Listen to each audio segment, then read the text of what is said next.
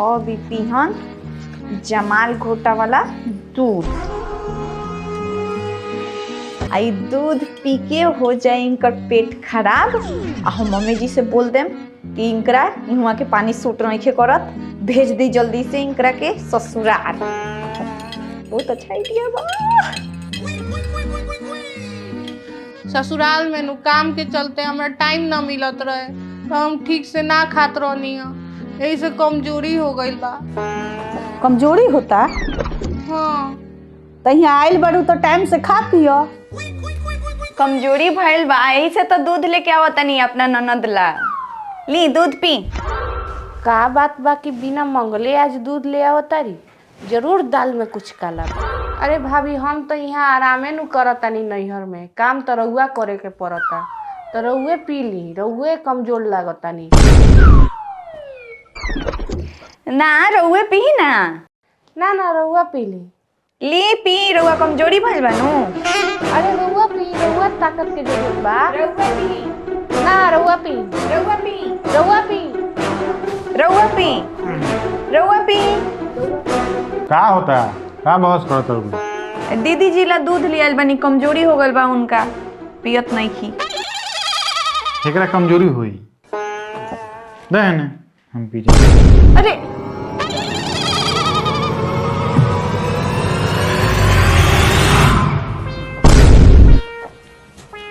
अपना मोबाइल सब झगड़ा जा। आज हम खाएम छोला भटूरा। छोला भटूरा बना था।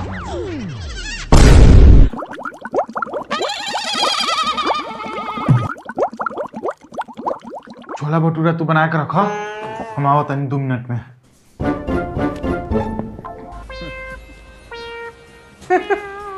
बहुए सारा दूध पी गई। जा हमर फोने ऑफ हो गई। माई चार्जर कहाँ बा? जा घर में होई।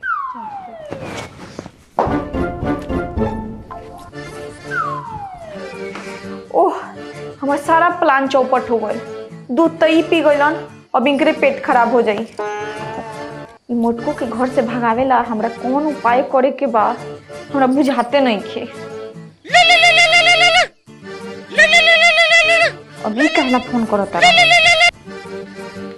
हेलो जीजा जी प्रणाम। प्रणाम प्रणाम।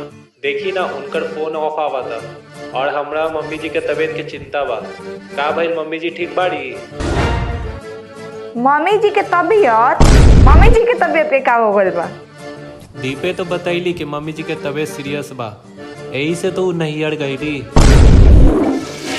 अच्छा ई बात बा। माँ लागत नु कि काले के पराठा हमरा नहीं खाए पचल। यही से तो कहे नहीं कि तेलपक सामान कम खा।